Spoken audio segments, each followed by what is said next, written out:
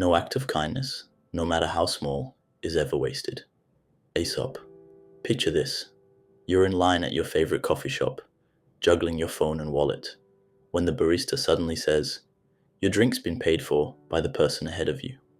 That moment, small as it seems, has a certain magic that transforms the ordinary into the extraordinary. This is not just an altruistic idea, but a necessary way to connect with the world. What makes such acts of paying it forward so impactful?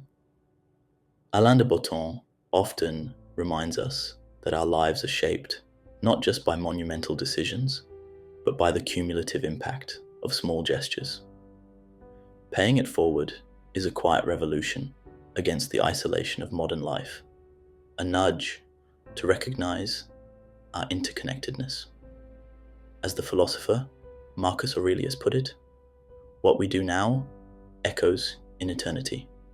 Paying it forward creates ripples that extend far beyond the initial act, much like a stone thrown into still water.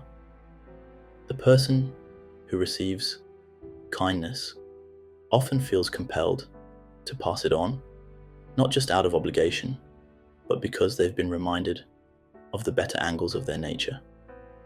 Neuroscience gives us a compelling reason to embrace generosity. It feels good. During acts of kindness, the brain releases oxytocin, often called the love hormone, creating a warm glow that lingers long after the deed. Studies show that giving activates the same regions of the brain associated with pleasure as receiving. It's no wonder paying it forward is often described as addictive. Consider the classic scene in Friends, when Phoebe tries to prove there's such a thing as a selfless good deed, only to realize that helping others inevitably makes her happy, too. That's the point. In giving, we also receive.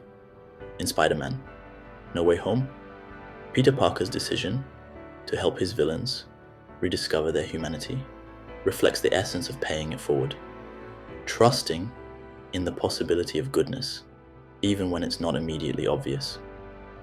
So, how can we incorporate this concept into our daily lives? Paying it forward doesn't require grand gestures. It thrives on simplicity. Here are some ideas to get you started. Buy someone's coffee. It's a small gesture that can brighten a stranger's entire day. Write a positive review. Show gratitude to a business or person who made your experience better. Pass on knowledge. Share a skill or resource that's helped you succeed. Be present. Offer your time and attention to someone who needs it. I once received a handwritten letter from a colleague I'd barely interacted with. It was a note of appreciation, thanking me for unknowingly inspiring her during a difficult time. Touched, I wrote a note similar to someone who had impacted my life. Months later, that person told me my words had come to them on a day they desperately needed encouragement. What struck me was how these small acts of kindness, initiated without expectation, created a web of connection and silent dialogue of gratitude and generosity. Paying it forward reminds us to prioritize the significant. It's an antidote to cynicism and a testament to our shared humanity. As George Saunders beautifully wrote, "What I regret most in my life are failures of kindness."